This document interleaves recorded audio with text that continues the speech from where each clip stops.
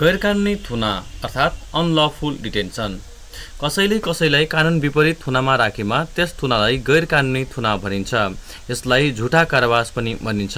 जब कसैले कसैको स्वतन्त्र भएर हिँडुल गर्न पाउने अधिकारमा बन्देज लाउँछ त्यसलाई गैरकानुनी थुना भनिन्छ। गैरकानुनी थुना सम्बन्धी कानुनी व्यवस्थाहरू।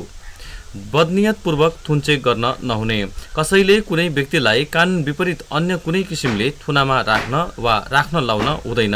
यसो गरेमा 3 वर्षसम्म कैद र 30,000 रुपैयाँसम्म जरिवाना हुनेछ। अधिकार प्राप्त व्यक्ति बाहेक अरू कसैले कसैको आगमनमा अवरोध गर्न वा गराउन हुँदैन। यसो गरेमा 6 महिनासम्म कैद वा 5,000 रुपैयाँसम्म जरिवाना हुनेछ।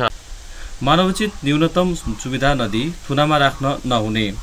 कानुन बमोजिम थुनामा राख्ने अधिकार प्राप्त अधिकारीले कसैलाई पनि कानुन बमोजिम उपलब्ध गराउनु पर्ने सुविधा नदिई वा थुनामा राखिएको ठाउँमा उपलब्ध न्यूनतम मानवोचित सुविधा नदिई थुनामा राख्न वा राख्न लाउन हुँदैन।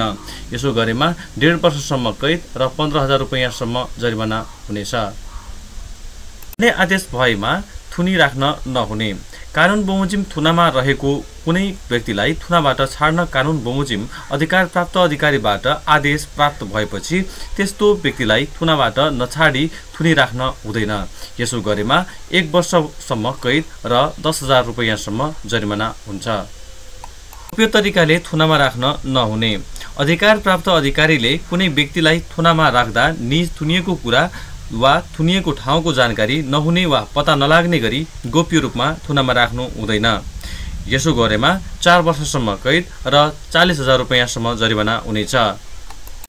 जानकारी रहोस्, कसुर गर्ने वा गराउने कसुरदारबाट पीडित व्यक्तिलाई मानसिक क्षतिपूर्ति भराई दिनुपर्ने व्यवस्था रहेको छ।